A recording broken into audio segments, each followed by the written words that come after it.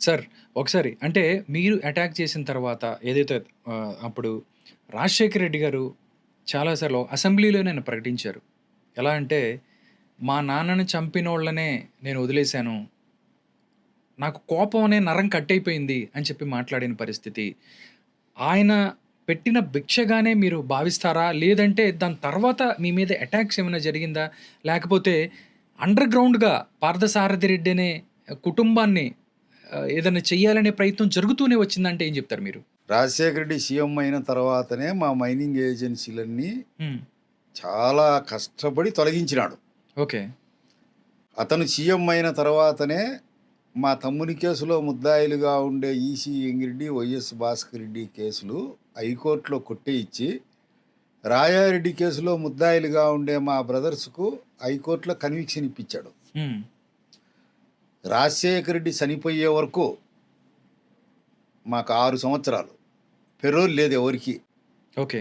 Payroll బయటికి వచ్చేదానికి కూడా లేదు. మామూలుగా 2, 3 ఏళ్లకు పెరోల్ ఇస్తారు. ముఖ్యమంత్రి హోదాలో ఉండి ఆ. డెఫినెట్‌గా ఆయన మీ పెరోల్‌ని అడ్డుకున్నారనుకుంటున్నారా మీరు? మా ఇండ్లు ఇవన్నీ కూడా హ్మ్. 98లోనే నామరూపాలు లేకుండా పడగొట్టినారు. మా ఆస్తులు అన్నీ డ్యామేజ్ చేశారు. దీన్ని క్షమించి వదిలేయడం అంటారా? దీన్ని ప్రాణం పిచ్చగా పెట్టడం అంటారా? హ్మ్. పరిటాల రవిని ఇట్లాటాలను అడ్డం వచ్చే వాళ్ళను తొలగించేదానికి మా నాయన అంతకుల్నే నేను వదిలేశాను.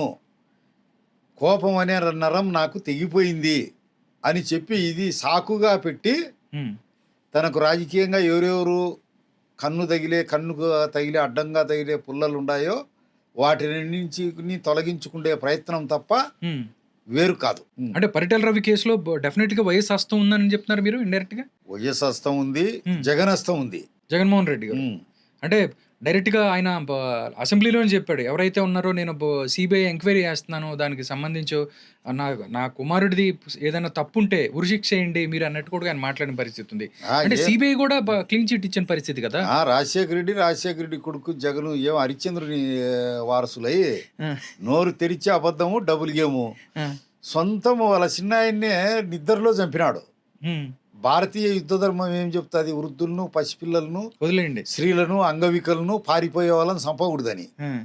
వృద్ధుడు నిద్రలో ఉండేవాడిని లేపి చంపినాడు సొంతం చిన్నాయనంటే వాళ్ళ నాయన తర్వాత తండ్రి వంటి వాడు. ఓకే.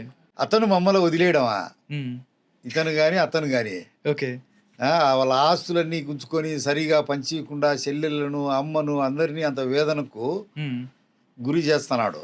పులివెందల జెడ్పీటీసీ ఎలక్షన్‌కి సంబంధించి తెలుగుదేశం పార్టీ గెలుపు ఏదైతే ఉందో, దానికి సంబంధించి ఏదైతే ఉందో, వైఎస్ వివేకానందరెడ్డి హత్య అవ్వచ్చు, దాంతో పాటు వైఎస్ షర్మిలకి జరిగిన అన్యాయం అవ్వచ్చు, దాంతో పాటు సునీతమ్మ ఎవరైతే ఉన్నారో వాళ్ళ మీద ఆరోపణలు చేసిన పరిస్థితి.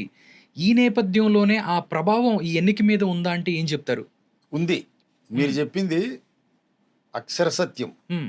దీన్ని కాదనే దానికి లేదు. దాంతో పాటు పులివెందుల్లో టౌన్లో త్రాగునీరు లేకపోవడము, అక్కడుండే స్థానిక సమస్యలు కూడా కారణం. ఎర్రబల్లె చెరువుకు నీళ్లు ఇడుచకపోవడము, ఓకే. ఆ పాలిటెక్నిక్ కాలేజీ వాళ్ళకు పెన్షన్ ఇవ్వకపోవడము, హ్మ్. ఈ వైఎస్ డిగ్రీ కాలేజీకి రామారావే అప్పుడు ఏడి ఇవ్వడము, హాస్పిటల్లో సరైన స్టాఫ్ పెట్టకపోవడము, ఓకే. ఇవన్నీ పన్నాయి ప్రజల మీద ప్రభావం. ఈ అరటి కాయలు, హ్మ్. ఈ అరటి పళ్ళు వాళ్ళకు అక్కడ వ్యాపారస్తు ఢిల్లీ షెడ్‌తో ఒప్పందం చేసుకొని దాంట్లో కత్తెరలు వేయడము, ఇట్లా ప్రతి ఒక్కటి హ్మ్. వాళ్ళకైనా ప్రజలు గ్రహించారు. వినాశకాలం వచ్చింది. దారుణంగా ఓడిపోయారు. అంతే తప్ప అంటే అది గూడా ఒక కారణమే. తెలుగుదేశం పార్టీకి సంబంధించి నిజంగా అంటే నెక్స్ట్ ఎలక్షన్‌లో ఎందుకంటే పోయినసారి 24 ఎలక్షన్స్‌లో జగన్మోహన్ రెడ్డి గారు ఎక్కడ గెలిచారు?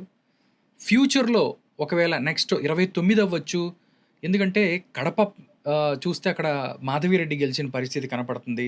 దాంతో పాటు జిల్లాలోనే ఎక్కువ స్థానాలను మీరు టీడీపీ గెలిచిన పరిస్థితి కనపడుతుంది. పులివెందుని కొట్టే సత్తా నెక్స్ట్ 29లో తెలుగుదేశం పార్టీకుందా? అంటే ఏం చెప్తారు? నిజంగా ఆహ్, మీ మీ ఒపీనియన్ ఏంటి దానికి సంబంధించి? 100కి 100 పాళ్ళు హ్మ్. దాంట్లో ఏం పెద్ద ఫిగర్ ఏం కాదు జగను. కొట్టేయొచ్చంటారా? 100కి 100 పాళ్ళు కొట్టేస్తాం. ఆ! దాన్ని తుక్కు కింద కొట్టేస్తాం. ప్రజలంతా మా వైపు ఉండారు. ఓకే. డెమోక్రటిక్ వేలోనే హ్మ్.